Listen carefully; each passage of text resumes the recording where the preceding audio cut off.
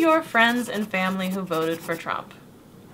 Hey there. You must be feeling pretty excited since the election. Your side won, Trump was victorious, the devious Democrats lost, and now you're thinking Trump will save the country and improve the economy because your side won. You won. Your life is going to improve because you won. That's a nice thought. But here's the thing, society is a collaboration, not a competition, and it's not something that can be saved by one man. Society is a thing we do together. It's what we do with each other, not against each other. The people you just voted for don't want you to recognize that. They want you to see society and politics as a zero-sum game. Right versus left, men versus women, white versus black and brown, native-born versus immigrants. Why? Because if you're so busy fighting the left and owning the libs and feeling good about yourself for doing that, then you won't realize that you're villainizing the only people who could actually help you to get out of your undesirable situation. Hey, I'm Ahsante, and here's what I've been thinking.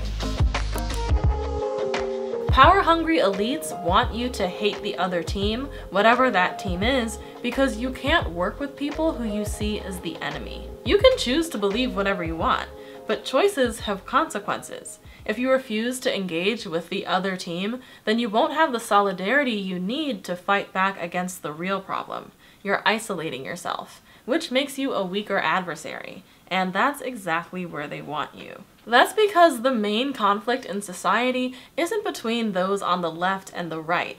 It's between those at the top of society and those at the bottom, those who hold the most power and those with the least. In our society, the top is the super rich, the 1% who take home 20% of all the income, more income than the entire bottom 50%. The top 1% own 35% of the wealth in this country. We have more economic inequality now than we did during the Gilded Age, when we called people robber barons. Yeah, it's worse now. It's likely that you voted for Trump because you're worried about your economic situation. That's a fair concern. Well, if you're upset that you don't have enough money to buy groceries, then your problem is that for the past 3 decades, real wages have basically stagnated for low-income and middle-income Americans. Since 1979, the top 1% have had their average income increase by 138%.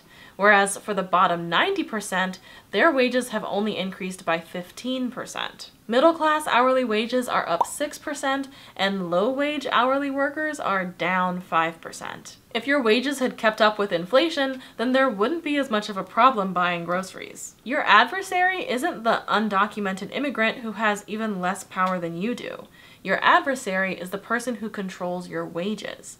That would be the big business owners, especially since in most sectors of the economy, there are a few big businesses that act like monopolies and control the entire market. The problem is with those at the top. But of course, Trump and those at the top like him aren't going to tell you that. They're going to tell you to blame things on other groups at the bottom. It's undocumented immigrants, even though they have fewer rights than you do and don't actually commit crimes at a higher rate than citizens do. It's trans people, even though they make up a tiny and marginalized portion of the population and typically just want to blend in. But if you're scared of another group on the bottom taking what little you do have, then the bottom will just be fighting among themselves and will never question the larger power structure. They won't find a way to compromise, collaborate, and rise up.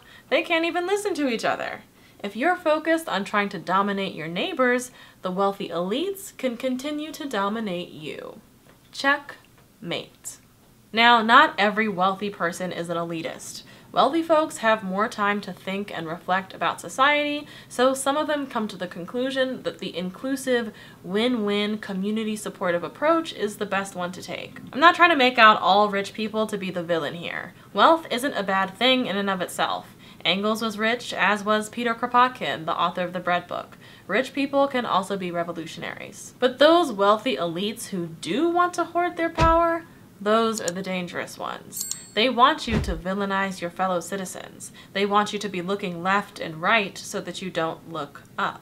This is part of why you see prominent leaders flipping out over the public response to the killing of the United Healthcare CEO Brian Thompson, and the fact that people from across the political spectrum are sympathetic with the killer, the adjuster. This is about the bottom versus the top, and all of a sudden, everyone's looking up. Everyone at the bottom understands where the adjuster is coming from. We're not all celebrating the murder. I don't support killing people. Murder is wrong. Don't do it. At the same time, when you think about not what he did, but why he did it, where he was coming from, the dude's got a point. This is not how you handle that, but the dude's got a point. Brian Thompson made $10.2 million every year. He's not only part of the 1%, he's part of the 0.1%, and he made his money from denying health care to poor and middle-income people. Because rich people don't need health insurance. They can afford to pay for things as needed. This is a man at the top who made his living by exploiting people on the bottom and letting them die. So you see people on the bottom across the political spectrum who are saying, hey, I don't agree with it, but the guy who got axed is basically a murderer himself. That's the problem when you exploit other people for a living. You lose the moral high ground.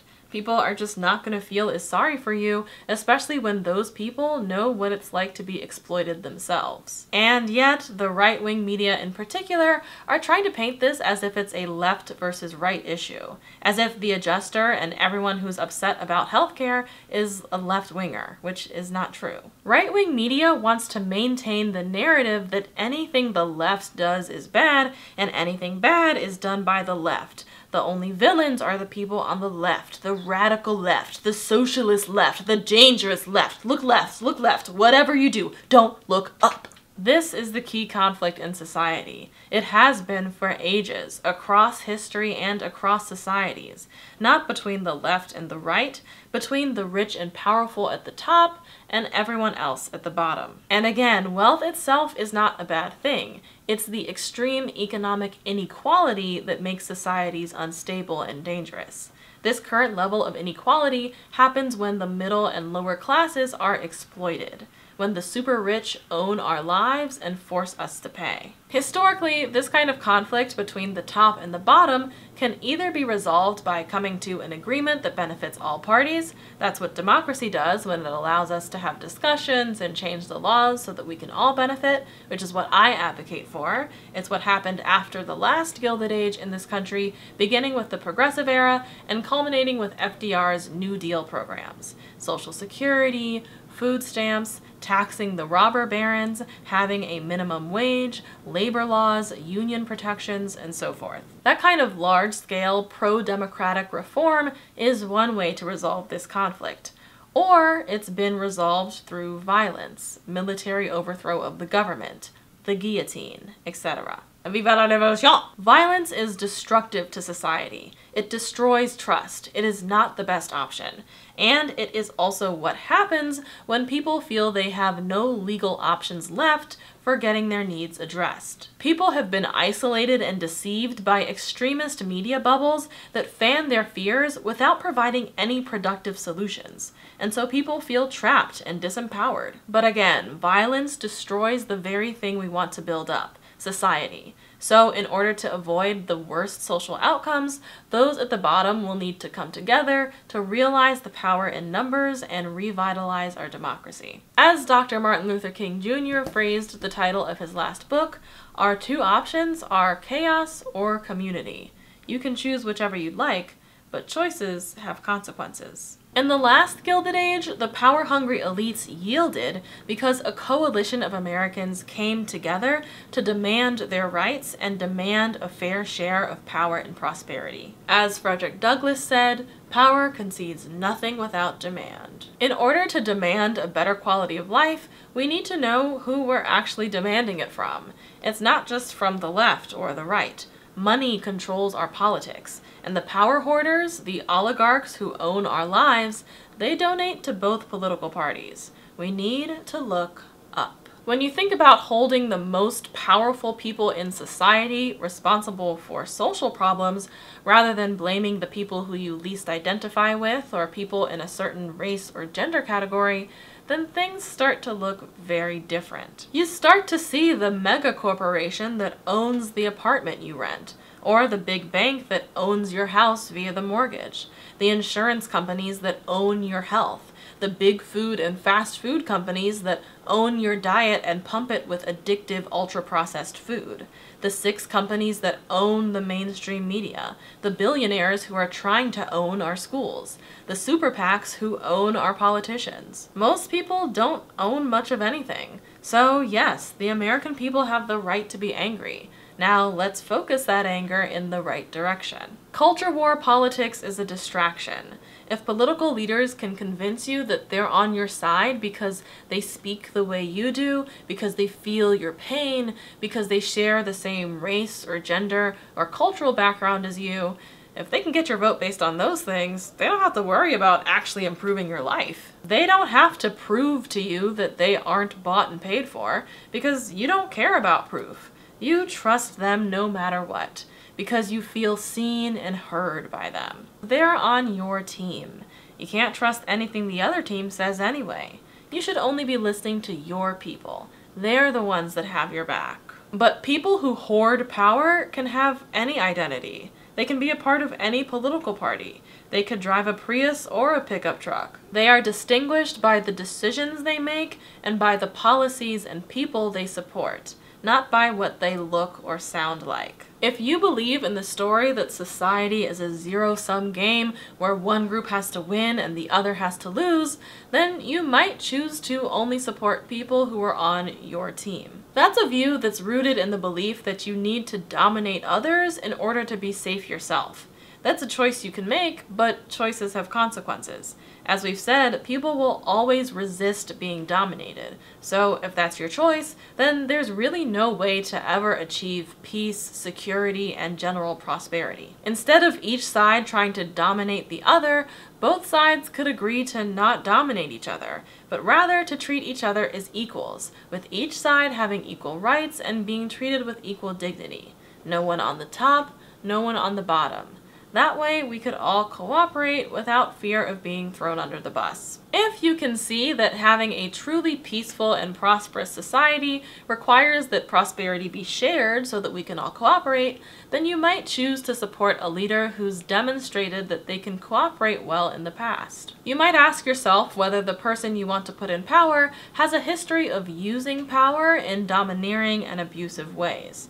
Do they use their power to build people up and give back to their community, which would benefit everyone, or do they use their power mainly to benefit themselves, which could easily lead to oppression, war, and endless conflict? If someone has a history of taking advantage of people, then what's to say they won't take advantage of you next? Especially once they have all the power. Power hoarders don't want you to be thinking about these kinds of power dynamics. They want you to be thinking about team loyalty, about winning, not about how the systems that are keeping them rich and powerful are the systems that are keeping you down. They definitely don't want you to be thinking about how specifically to change those systems, because to change the system, the people on the bottom would have to unite to put pressure on the people at the top to actually change things. People on top don't just change things on their own out of the goodness of their heart because it's the right thing to do. And sure, Trump probably will upset the status quo, but taking a wrecking ball to the current system doesn't mean you'll get a better system. It just means that whatever protections you had left will be destroyed. And that tracks, because all those FDR New Deal era programs that Americans have now come to expect, Social Security, food stamps, taxing the ultra-rich, minimum wage, labor laws, union protections, along with the more recent Affordable Care Act, also known as Obamacare, those are protections within the current system that are designed to keep Americans from falling into extreme poverty. And they are things that Republicans have been consistently working to dismantle ever since they were implemented. And now, with this wrecking ball to the system, here's their big chance. And then, if there are no rules, no systems to keep big corporations in check, then those with the most power can do whatever they want. Checkmate. The only way to create large-scale change in a political system is to make specific demands about what needs to change and unite across society to pressure our leaders into making the changes we want to see. Voting for someone doesn't make them do what you want them to do. Voting for someone means they're the person you'll be protesting under. You vote for who is most likely to take your concerns seriously and to care about your well-being as you're making your demands. Change on behalf of the people has to come from the people, not from the politicians. Politicians only do what we want them to do when we can collectively hold them accountable. That's something we can only do when we work together. And you can't work with people who view you as the enemy. You can't work with people who don't value your humanity, who vote against your rights, who want to exclude you from the conversation. In order to work together, all of our basic human rights need to be protected. I'm gonna guess that your friend or whoever sent you this video had voiced their concerns about Trump to you in the past, the ways that Republican policies threaten their basic human rights, the reasons why Trump's presidency could be harmful to the country and to them personally. I'm not going to list those here because those clearly didn't matter to you. You decided to vote the other way. And if you're like a majority of Trump voters, it's because you thought Trump would improve your own personal economic situation. And that's your decision to make. Your vote is your choice. But choices have consequences. If you decide not to listen to your friend, that you're okay with voting for things that threaten your friend's rights and put them at risk because you think you'll personally do better, then you've essentially just made the decision to throw your friend under the bus. You've decided to be at war with someone who could have been your compatriot. Now your friend can't work with you in the same way because you're only out for yourself. And at the end of the day, they really can't trust you. When you go to war with someone who you could be working with, it makes your life worse. You have one less person to call on when you're in trouble, one less person to help, one less person who cares. And this applies not just to personal relationships, but to society as a whole. And that's the thing. We don't reach our goals all by ourselves. We have family and friends and systems that support us. We get advice, we get a loan, we get people to buy things from us or to produce things with us. Our economic situation depends on cooperation. It depends on friendly interactions. And we only have the freedom to pursue our own goals if we live in a society that allows for that to happen, where we can safely interact with other people without being afraid of them throwing us under the bus. Your personal freedom only works when there's a sense of community, when we're able to work together for the common good. Wanting to get your way at the expense of other people, wanting to exclude other people, control other people, dominate other people, that means that you'll have fewer people who want to work with you, which means less trade, fewer people to work jobs, less prosperity. You'll have less knowledge about what's really going on in the world because you're excluding people who could bring a new, enlightening perspective. And since people will always resist being dominated and controlled, you'll need to spend time and energy and money fighting other people. That's time, energy, and money that you won't be able to spend on the things you really want. Making war with someone is a lose-lose situation.